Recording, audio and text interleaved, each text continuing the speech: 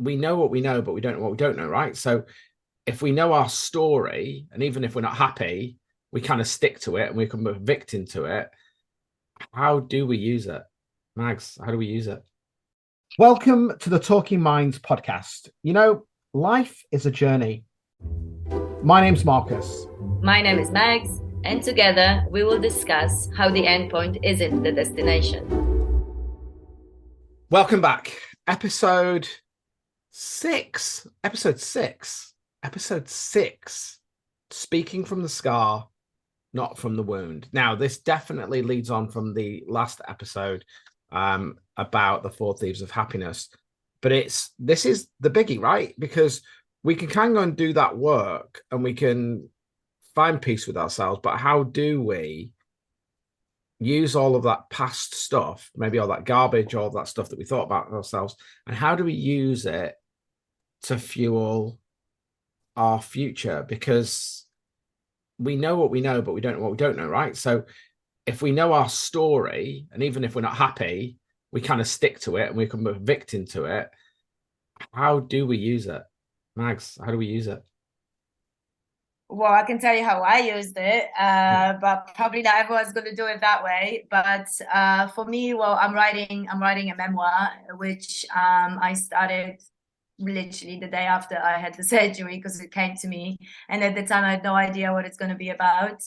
But why I'm mentioning it, because we think we have a story. We think we know how our life was and how it shaped us, but those are stories that you remember it the way they happened at the time of happening.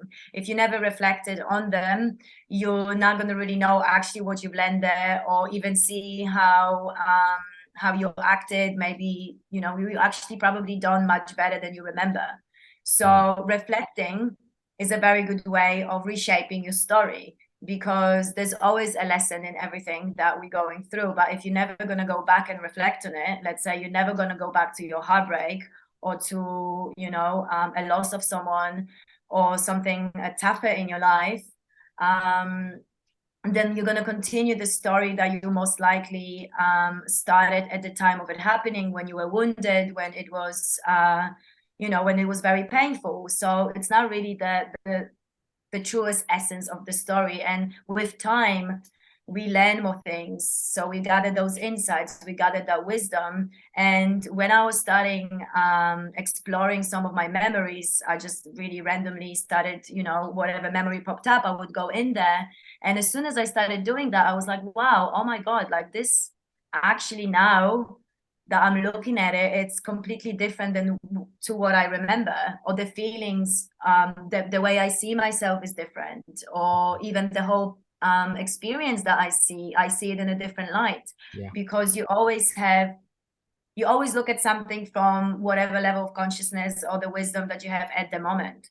So if something happened to you, or you're still so upset about something when you were 16 and now you're like 38, I mean, just have a look at it, how it's revisit what's happened, because you're now going to have so much more wisdom. Yeah, and I would definitely say that if anybody wants to really dig deep into that, moving through those areas, go and have a look at Ken Wilber and Integral Theory, because that is really, really amazing stuff. And that the integral theory is that you can understand where you are in that level, but to be able to, you build on top of it, right? And the mind works that way as well. So for you to move into consciousness, there's a pathway that you have to go through. But one of the words I wanted to just pull up on that you said was reflect. Because one of the things, I think it's Mary Morrissey who kind of started this back in the day, mirror work. And what's very interesting is the amount of people that when I ask them, can you look in the mirror at yourself, especially can you do it naked? Can you look in the mirror and just accept who you are in this moment? And it sounds a bit pervy, doesn't it? It's not. The whole point of it is, I've done a lot of mirror work. Yeah, it's very powerful. it is. And one of the things, especially what I've found when I've had female clients, and especially if they've had kids, right? So when you have children, they have a massive impact on your life, because all of a sudden you're not looking after yourself.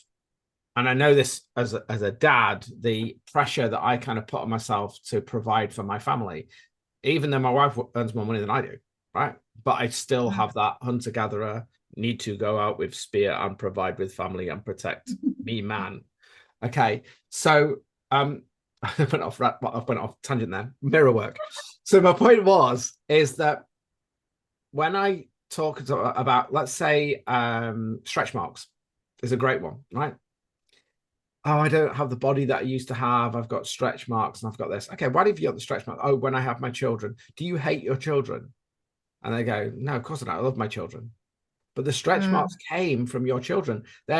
Are they scars or are they medals? Are they things that you should cherish? Going back to the last episode, who's judging that? Everybody has cellulite, everybody has scars, Yeah. everybody has these things. We're all imperfect. And actually, when we look at the people that we resonate with, people that we love, do we judge them off their looks?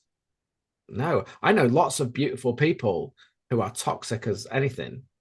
And there are other people that may be more Yeah, and very subjective anyway. Someone can very, be yeah, attracted to right. you, and they won't be attractive to me. Exactly. So So we need to also be it doesn't attracted matter to with the person. ourselves, because actually the most I personally I believe this, the most attractive thing in anybody is self-confidence. And when I say self-confidence, I don't mean self-confidence in an egotistical, because you can see through that Yeah, bit. I didn't get it that way, but Yeah, I I know. know I'm just, I just want to misconstrued, clarify that is that misconstrued, your and Instagram self-confidence isn't self-confidence. Self-confidence, going back to the other ones, it's vulnerability. It's being able to walk your path, to be able to have those difficult conversations and to know who you are. And I think that's what speaking from the scar and not from the wound is all about. Coughing again. It's about embracing your flaws. It's about knowing that they're there, but not that any of those flaws, they are part of you. They are not separate from you, and they make you the person that you are. Right? yeah, and I think you actually only can gather this wisdom when you heal, because I was just thinking about my situation, and a lot of it, part of my story that I never wanted to share with anyone before I, start processing it, was the judgment that I would put, the story I would put in my head, what people are going to think of me, what's going to be the judgment from others and all that. But the moment I started healing, so obviously you're going to have to do the work yourself. That's why it's the inner work. So you have to have your own understanding. You need to come back to yourself. So my first, it took me a while to go to the self-love bit as well, and to understand that actually what I'm looking for here is give myself the validation, give myself the love that I may have been craving from others, or may have, missed in certain situations throughout my life. So yes, with self-love and comes self-confidence. With self-confidence comes authenticity. Because to me, being authentic, it's a word that it's, probably overused these days as well. But to me, being authentic is being accepting every part of who you are, and you don't need to go and overshare everything about you. But if someone asks you about something, you don't hide that. No. You don't hide that part from you for fear of being judged or being looked at differently, or and if they do, because people can still, just because you are authentic doesn't mean people are not going to judge you. Ideally, we're going to live in a world one day that everyone's just going to love and accept you for who you are. But we know that we live in the times that, there's still going to be people that might not accept my story, may laugh at me, may have other judgments, or compare me to someone else, or, have opinions about me. But that's why it's so important to practice the self-love, because it's not like those opinions not going to come your way. But if you have the self-love, this is going to be your armor. So right now, your armor is not being vulnerable. Yeah. But if you have self-love, not only you have the armor, but it's just going to literally push Push away it away. everyone Yeah. that doesn't resonate with it, because they know that they can't hate you. And once people know that they can't hate you, they're not even going to try, because they will very quickly realize. I want to tap into that word heal, because I think that actually, if we think about a scar, we might think Start healing. scars, Start healing. scars a bad thing, right? But what is a scar, right? What is a scar? Is the process of Amazing. the body healing itself, right? So Yeah. it's self-love. It's the body. Now, one of the things that's really interesting is that if we look at the mind and we look at the physical health, we would go, say we've got a broken leg, we would go to a doctor and we would go, the doctor is going to mend my leg. You talked about this before with your ACL surgery, right? But the doctor doesn't heal the leg. You heal the leg. What the doctor does is, if they're good, is create an environment in For the which leg you to can heal. heal. And Now, yes. Marissa Peer tells a really good story about self-healing on a physical level, which is also with the mind. She tells about a friend of hers who had cancer and went to a doctor in Harley Street. So, you would think it was stage 4 cancer. And the doctor said there's a 5% success rate. Okay. What did she hear? There's a 95% chance she was going to die. So she told Marissa this story. And Marissa said, I know this really good oncologist in Harley Street. Let's go and see him. This is what this oncologist said. He said, I'm the best oncologist in the UK. I'm going to do everything I can to make sure that you can move through this. He didn't promise that he was going to get rid of the cancer. He didn't promise anything. What he said is, I have belief in myself. I know what I can do, and I'm going to do everything I can to help you.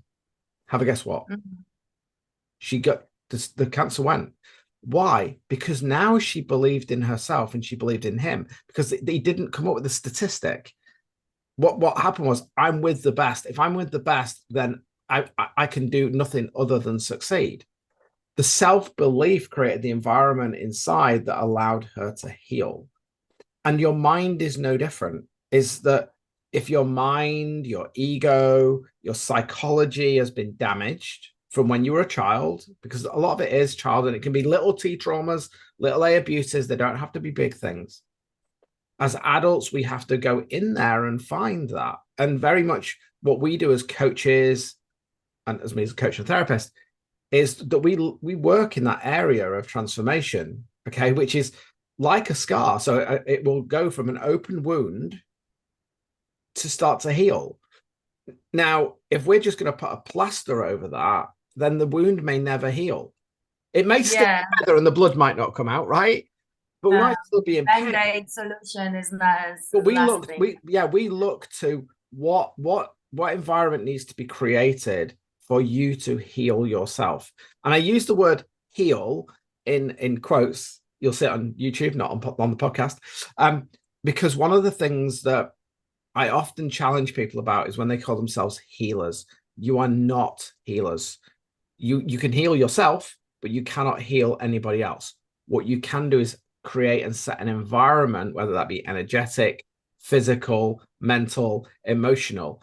You can create an environment that allows people to feel safe and secure to heal. The body wants to heal. The body wants to heal. Marissa has this called the dick method. It's quite funny. Yeah, I've heard You've probably seen it, right? So it's where you're telling the body it's okay. You've now got the environment. You're commanding, compelling, directing, instructing your body to heal, because it's saying it's safe to heal now. Because if you're a wounded animal and you're being chased by a tiger or something, and it's cut part of your leg, you're going to keep running until you're safe. But it's easier said than done, and and that's why having a coach or a therapist is important. Telling me as well, oh, just imagine your leg is healed, and I've been here 2 years in pain. You go and imagine you healed. So I just want to make that clear to others. And I think it's true, because we did a session, right? We did a session on that. Yeah. And I was emotionally, you probably had a shift, but it hasn't fixed your leg, because it hasn't. I can't fix it. All I can do is try and give you tools, try and set an environment. And I think this is really important, is that we look, going back to the other podcast episode about validation, we're looking to others. And what you've described throughout all of this podcast series is about the acceptance of this is where you are and what can I do next. I think my whole transformation really, really started the moment I surrendered. And I was like, okay, I've done everything. I've tried specialists. I realized that my condition, the condition I am putting on myself, because obviously I was not aware that I'm putting any conditions on myself. But when it finally hit me, I was like, oh my God, it comes back to that giving the power away, but it's also the condition. When my leg is healed, I can be a coach, I can do this, I can, all the things that I've planned for myself were conditioned on my leg being healed, because obviously when I envision my life and whatever I want to do, I wanna have my leg healed, because that's the ideal situation. And I didn't realize that I'm kind of holding myself back with going after what I already could be going after, because I'm waiting for that leg to be healed. And Yes. I'm waiting and I'm waiting and I'm focusing all my energy on this leg. Like I still was doing other stuff, but really my headspace was just, but it's so hard. So I get it. Anyone with chronic pain, anyone with anything that is long lasting for a while, like 2 years of chronic pain is a it's hard. It's like it's super hard to imagine even how I am with my leg functioning. And that's a sentence that when I found, I was recommended a new acupuncture lady, and she's amazing. And she was the one that said it. And then it hit me, because sometimes you just got to hear it from Yes. someone else before it hits you. And she said, your leg doesn't remember how it is without pain. And when she said it, I was like, oh my God, I don't remember how it is without pain. And I was just like, I had this massive epiphany when she said it. And I was like, oh my God. And at that moment, I was like, she's going to help me. She's onto something. She is what I need. And that's when I was like, okay, one, do I really need my leg to be functioning 100% for me to be a coach, for me to, try to find a publishing deal, finish my book and all that kind of stuff? Do I really need my leg? No, it's an ideal environment, but I don't need it. Can I accept the situation how it is? But, the fear from me could have been that if I give up, that if I choose to surrender, then I give up on the healing. Then I give up on my leg, and I accept it. So acceptance in a way that I give up, and then my leg will stay and will never heal, because I just decided, okay, I give up, I surrender. But surrender doesn't mean I give up.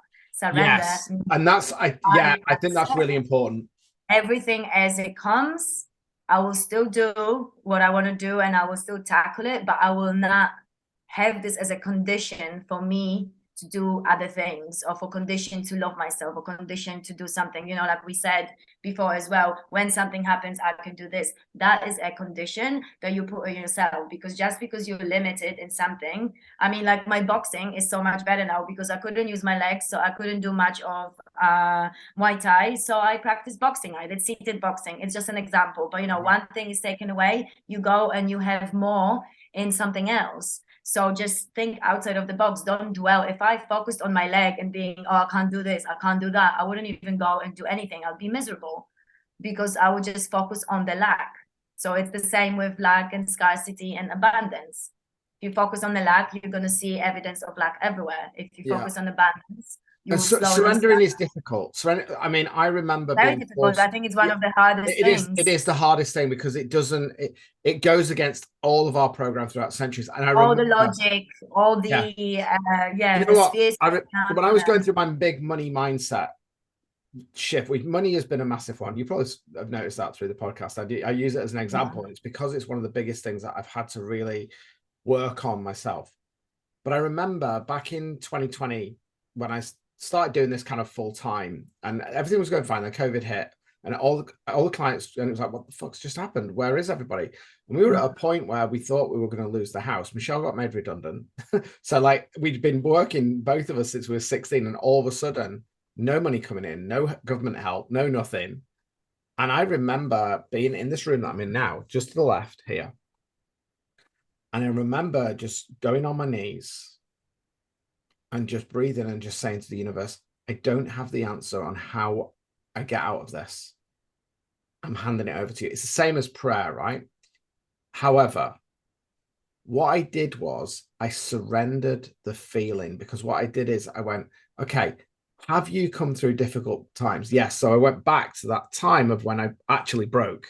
Yeah. Yeah. And then I So that's why focused it's on good to what was it that reflect. I did afterwards? What happened? Was it as big a catastrophe as what I thought? Right. So when I Yes. surrendered, what I surrendered doing was to say, what am I? Am I stupid? Can I go and this? What are the options? Would the option be that I could go now and get a job, even if it was working in a field or laboring? Could I go and get money to pay the bills? Yes, of course I could. The fear was that I'd stepped into this new era of my life, which I wanted to get. This is going Unknown to be a as on its own is pretty scary. yeah, And you said an idea when you were telling about those things, that if anyone, sometimes we don't see our accomplishments, we don't value our accomplishments, or 100%. we just really blind to them. So what came to me is a good thing to, you can literally just write down, think of things that at the time of them happening, they seemed like the massive, Yes, massive challenge that you overcame. Even if it's like a breakup, like I had this breakup that it took me forever to do it because of whatever reasons, right? And I was writing on it when I was working. And even like going through this memory, I was like, wow, this is such a thing that I would think wouldn't happen to me now, that I've overcome, like I've grown. But it was connected with me not being able to speak up for myself, which is kind of a theme in my life later on. While I started healing and doing the work, I was like, oh, this is actually a pattern of mine. mm, So one, you want to do this big things just so that you're aware. So in times like you just described, when COVID hit and you're like, okay, what the hell is going to happen now? Same with me, my surgery. What the hell is going to happen now? First thing I did, I was like, okay, what have I overcome in my life? I had this, I had this, I had this. Okay, and now I've banned, so I'm going to be fine. It was a simple, very quick assessment, right? Like it's a big thing, but I've done big things already in my life because, I was aware of them, one way or the other. So that's a good thing. And then you can look for patterns in those things, or look for how you yes, handle them, because those could be your solutions, or those could be your patterns of, okay. And you may be surprised that there's completely different experiences, but your pattern is the the same. So that's how same. I Yeah, it's healed pattern myself. recognition. I love that I engineered my own healing journey because I was writing this book, and I had like this random memories popping out, and I was just going through them. And at the beginning, I was like, what the hell was with me? Like, this is not going to make any sense. That's not going to be a book. Like, it's all like, different parts of my life that makes no sense. And once then I had coaching and I had other things. And then I looked again and I was like, oh my God, these are all my triggers. This all makes perfect Yeah. sense. And then I just saw the pattern. I didn't go to the therapist to tell me I have patterns. I figured this out on my own by exploring my own memories and the reactions, and having that knowledge that I gathered through all these new things that I've been Let me learning. pause you there. Let me pause there because this speaks to something about what can I do. So if somebody was to say, why go to a coach, a good coach, or even a good therapist, or somebody who can help you, right? Why would you do that and not do it yourself, right? This is what I would say. You and I, the reason why we can do what we do and why we're good at what we're doing is because not because we've been to some college and learned some theory about something, we've lived that experience. So what we're good at is being a mirror to allow people to see the pattern recognitions so that they then can come up with their own solutions. Yes, we have tools, but I think this Yeah. is the big difference between what coaching does. A great coach has done the work. I will never work with a client that I've never done that myself. I won't do it. I refuse to do Yes. it Yes. because you can do as many courses as you want, and you can have the tools, which are things like asking great questions. You can do all that information, but on a deep somatic level, a great coach is somebody who can give you a way of viewing that experience in a different way.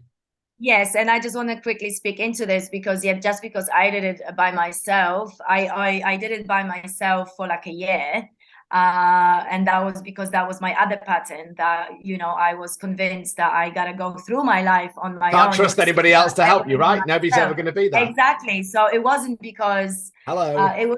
It was perpetuating my own pattern that at the Yeah. time it's becoming more and more clear. And trust me, throughout that year, I had many times I was like, I'm going crazy. This is bullshit. Whatever, whatever. So if I had a coach already, then I probably would have progressed faster. I probably would have had those Yes. meltdowns or certain things that I'm going crazy or whatever.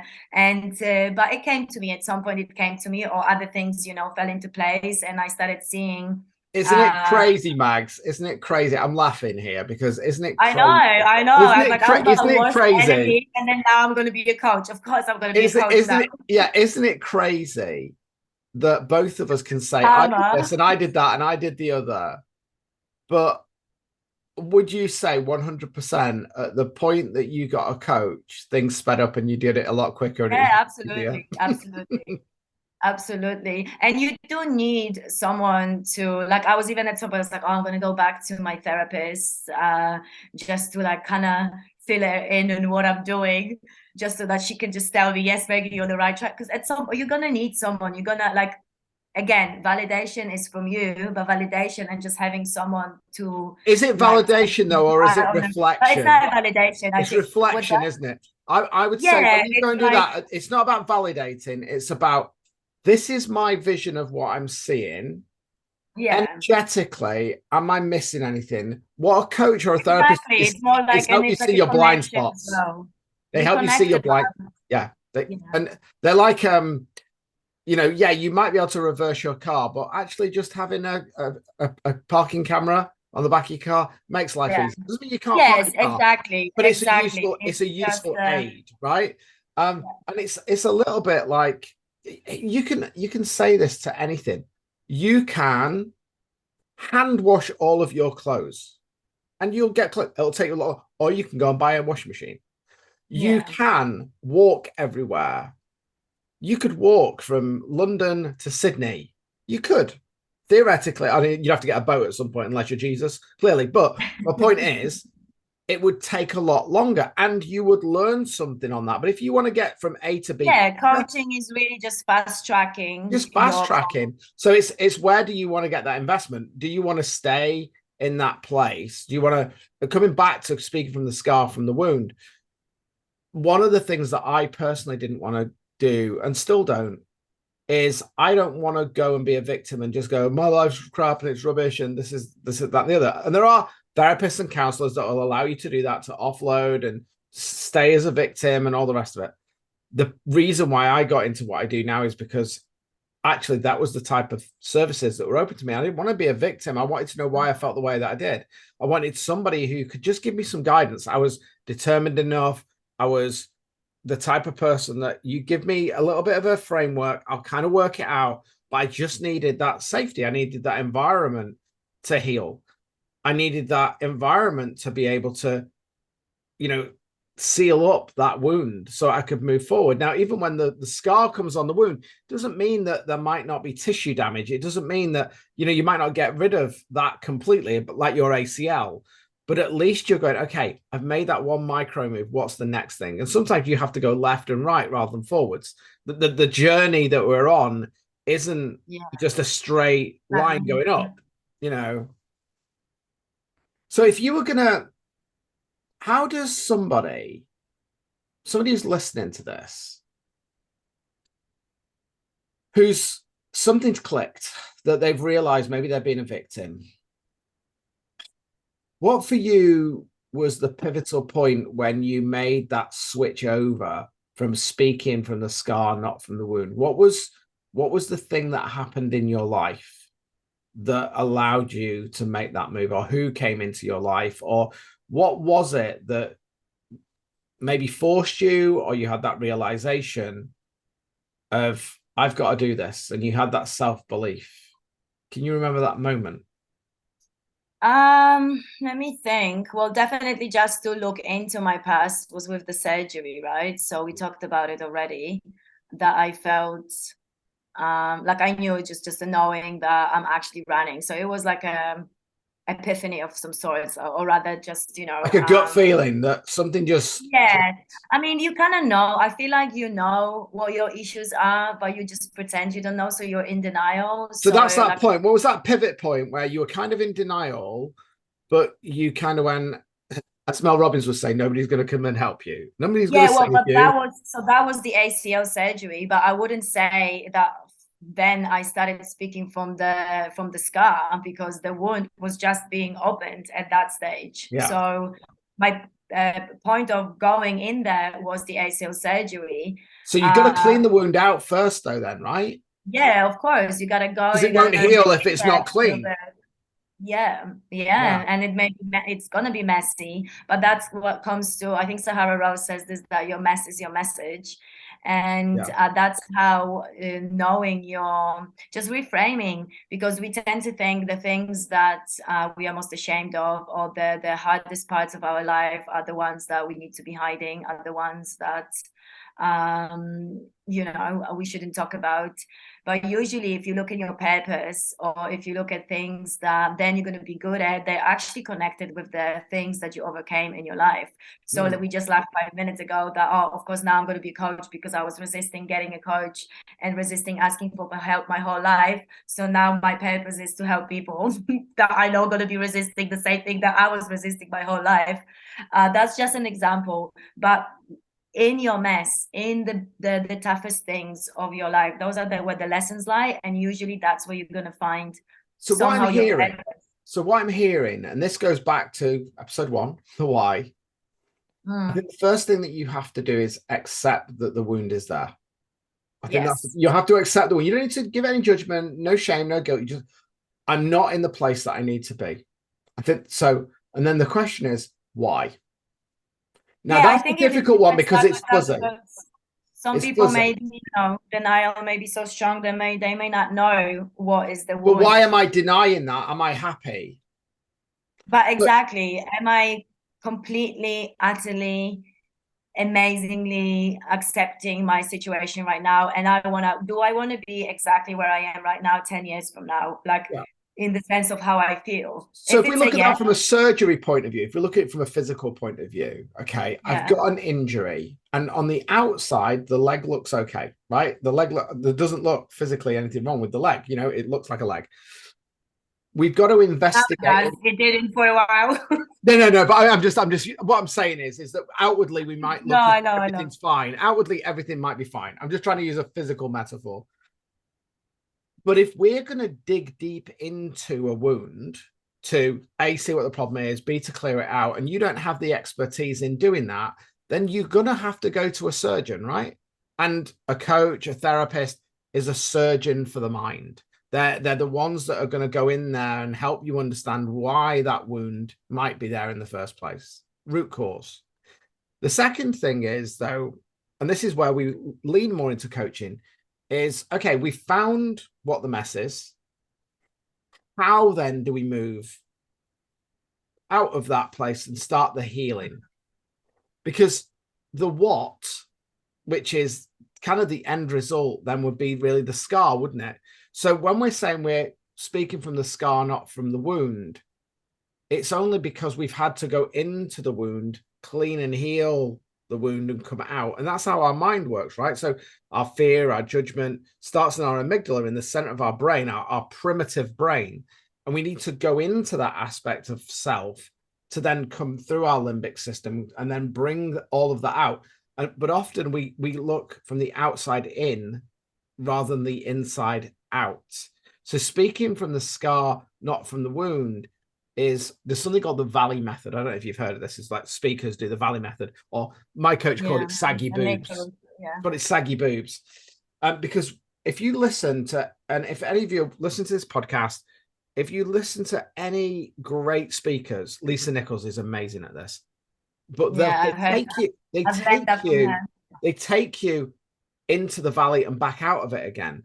So what they'll say is, this is where I was. This is what I learned. So I went into the wound, and this was how I came out of it. And this was the end result.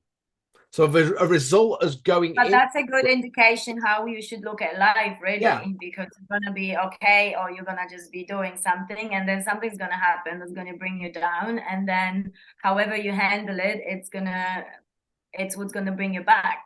So you either stay here And a lot of us just stay there, stay in that valley without realizing, because again, we could have just give our power away, thinking that the circumstances dictating what we're doing, which is not true. We are And the dictating. people that you're surrounded by or talking to will also will maybe in the valley with you, because their understanding and their knowledge. When I've spoken to psychotherapists and people about my journey, and they've got, oh, you can't do what you do with people, you know, you can't get over PTSD, anxiety is thing that, right, okay, that's fine, but that's from your perspective, that's from your learning. Most of that learning was based back in the 1930s and 40s. Neuroscience has moved on since then. There's lots of stuff that tells us now neuroscientifically that the mind is plastic. It can move, it can mold, it can change. The science is out there, but if you're not aware of that, and you can be aware of that information, but how do you somatically do that? Well, that's one of the things that I personally do. That's what transformation is about. I've tried everything on myself, and I'm only teaching what stuck with me, what helped me. And I've done multiple things over the last 2 years, because at the beginning I was just searching and searching, hoping again that to get rid of that condition that I put on myself, which I didn't even realize is a condition.